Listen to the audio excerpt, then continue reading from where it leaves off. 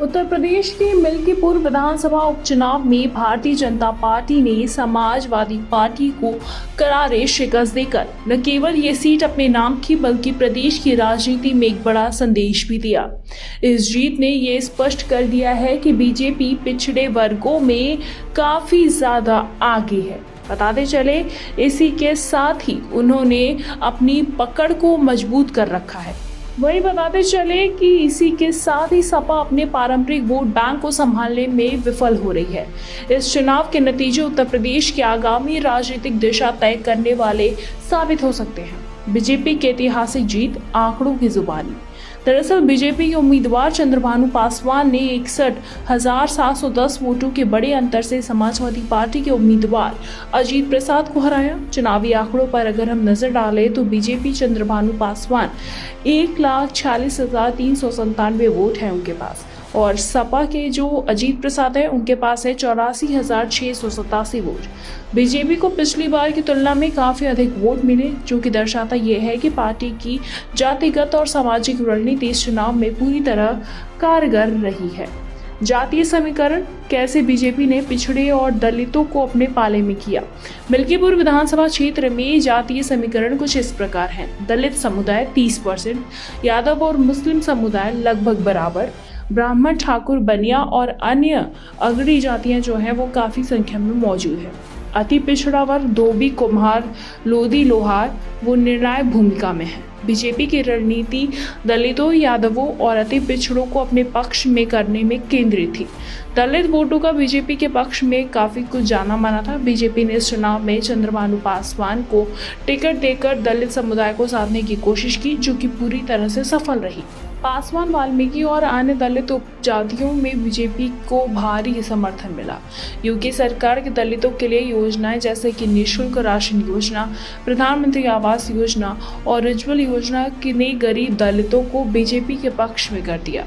सपा के दलितों के बीच पकड़ कमजोर हुई, क्योंकि उसे पारंपरिक रूप से दलित विरोधी राजनीति करने वाली पार्टी माना जाता रहा।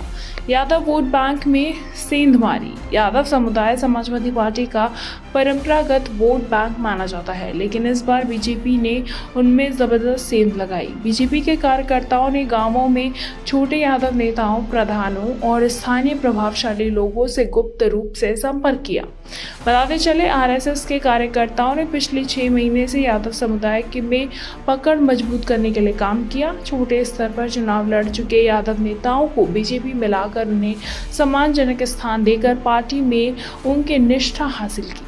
परिणाम स्वरूप यादव समुदाय के एक बड़े हिस्से ने बीजेपी के पक्ष में मतदान किया। मुस्लिम वोटों में बिखराव आया। मुस्लिम मतदाता परंपरागत रूप से समाजवादी पार्टी का मजबूत समर्थक माना जाता है, लेकिन इस चुनाव में ये समर्थक पूरी तरह से एकजुट नहीं दिखा।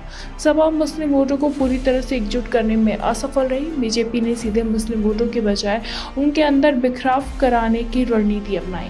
कई जगहों पर मुस्लिम मतदाता मतदान के लिए ज्यादा उत्साहित नहीं दिखे, जिससे कि सपा को भारी नुकसान हुआ। ब्राह्मण और अगड़ी जातियों का बीजेपी के प्रति झुकाव। ब्राह्मण, ठाकुर और अन्य अगड़ी जातियां पहले से ही बीजेपी के कोर वोटर माने जाते हैं। हालांकि समाजवादी पार्टी ने ब्राह्मण नेता पवन पांडे को प्रचार में उतारकर इस समुदाय को अपने पक्ष में करने की कोशिश की, लेकिन ये प्रयास असफल रहा। ब्राह्मणों ने फिर से बीजेपी के पक्ष में मतदान किया। अगड़ी जातियों का स्पष्ट झुकाव बीजेपी की ओर बना रहा, जिससे उसे फायदा हुआ। बीजेपी की जीत के पीछे की रणनीति क्यों थी सफल? दरअसल बताते चले कि संगठनात्मक शक्ति और बूथ प्रबंधन। बीजेपी ने हर बूथ पर माइक्रो लेवल प्लानिंग की। आरएसएस और बीजेपी कार्यकर्ताओं ने जातीय स्तर पर मजबूत पकड़ बनाई। पिछड़ों को लुभाने की विशेष अभियान उन्होंने तैयार किया। बीजेपी ने सबका हाथ सबका विकास के नारे के तहत पिछड़ों में विश्वास पैदा करने का भी प्रयास किया। हिंदुत्व और राम मंदिर का जो प्रभाव था, अयोध्या से नजदीकी के कारण राम मंदिर और हिंदुत्व का मुद्दा भी काफी ज्यादा अहम रहा। बीजेपी ने राम मंदिर को गर्व का विषय बनाकर हिंदू मतदाताओं को संगठित करने में सफलता पाई। इसी के साथ ही सरकारी योजनाओं का भी असर दिखा। मोदी सरकार और योगी सरकार की योजनाओं से लाभान्वित लोगों को काफी ज्यादा समर्थन मिला और गरीबों को निःशुल्क राशन योजना, आवास योजना और उज्ज्वला योजना का लाभ मिला, जिससे कि वो बीजेपी की ओर और ज्यादा आकर्षित हुए। समाजवादी पार्टी के हार के कारण क्या है? तो पीडीए यानी कि पिछड़ा दलित अल्पसंख्यक फॉर्मूला फेल हो गया। 2024 के लोकसभा चुनाव में सपा ने इस फॉर्मूले से बीजेपी को चुनौती दी थी, लेकिन इस बार ये कारगर नहीं रहा। स्थानीय नेतृत्व कमजोर पड़ा। पवन पांडे ब्राह्मण वोटरों को लामबंद करने में असफल रहे और सपा का संगठन बीजेपी के मुकाबले कमजोर साबित हुआ। मुस्लिम वोट बैंक का कमजोर होना, मुस्लिम मतदाता एकजुट नहीं हुए, जिससे कि सपा को बड़ा झटका लगा। बताते चले भविष्य के संकेत जो हैं वो ये हैं कि बीजेपी के लिए सकारात्मक संकेत है। पिछड़ों और दलितों में बढ़ता समर्थन के विधानसभा चुनावों में भी फायदा हो सकता है। अगर यादव समुदाय का बिखराव जारी रहता है तो सपा के लिए मुश्किलें बढ़ेंगी और समाजवादी पार्टी के लिए चुनौती। सपा को यादव मुस्लिम गठजोड़ को फिर से मजबूत करना होगा और नए सामाजिक समीकरण बनाने होंगे, अन्यथा 2027 में भी नुकसान उठाना पड़ सकता है। बल्कि पूर्व चुनाव में बीजेपी की जीत सोशल इंजीनियरिंग, हिंदुत्व विकास योजनाएं और मजबूत संगठन का परिणाम है। सपा के लिए ये हार एक चेतावनी है कि यदि वो अपने पारंपरिक वोट बैंक को नहीं बचा पाई तो आगामी चुनावों में भी उसकी मुश्किलें बढ़ सकती हैं। बीजेपी पूरी तरह से विधानसभा चुनावों की तैयारी में जुट चुकी है और इसी जीत ने उसे आत्मविश्वास से भर दिया है।